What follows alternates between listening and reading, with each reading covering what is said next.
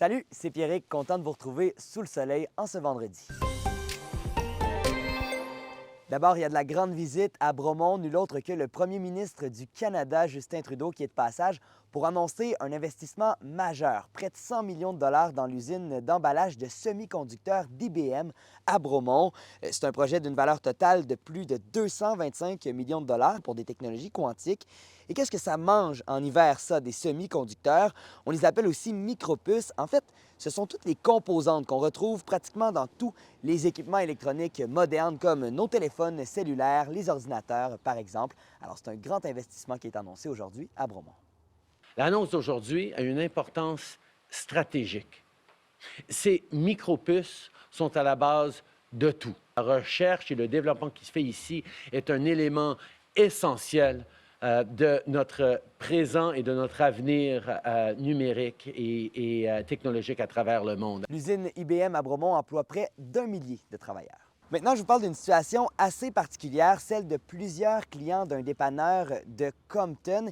Ils ont fait un plein d'essence hier et maintenant ils rapportent une panne de véhicule. Ils sont plusieurs à le mentionner sur les réseaux sociaux. Ils disent avoir rempli leur réservoir avec de l'essence ordinaire, mais ce qu'ils craignent, c'est que le réservoir a été rempli avec le mauvais liquide par le livreur d'essence, que ce soit avec du diesel ou un autre carburant. On a rejoint par téléphone le propriétaire qui est au fait de cette situation-là. Il a communiqué avec le fournisseur et aujourd'hui, il y a des échantillonnages qui vont être faits à sa station-service. Ça va confirmer s'il y a bel et bien eu une erreur dans la livraison. Si c'est le cas, il va communiquer évidemment avec les clients touchés, leur expliquer comment obtenir un dédommagement de la part du fournisseur. Mais le résultat en attendant ce matin, c'est qu'il y a plusieurs clients qui ont même dû faire remorquer leur véhicule parce qu'il ne démarrait plus. Ailleurs dans notre région, il y a une quarantaine de pompiers de Cowansville, des municipalités aux alentours, qui ont été occupés une bonne partie de la nuit. C'est qu'il y a un édifice de la rue principale au centre-ville, un édifice commercial qui a été la proie des flammes. Heureusement, pas de blessés dans cet incendie-là. Et c'est un édifice qui abrite plusieurs commerces, dont les locaux du journal Le Guide de Cowansville.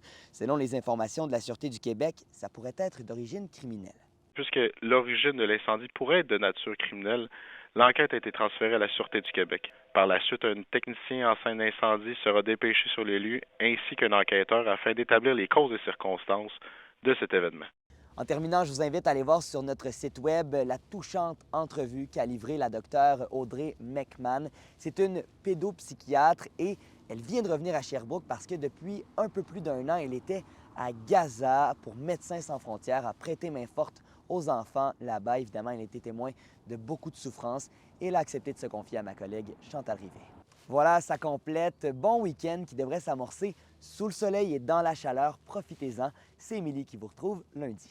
Bye bye.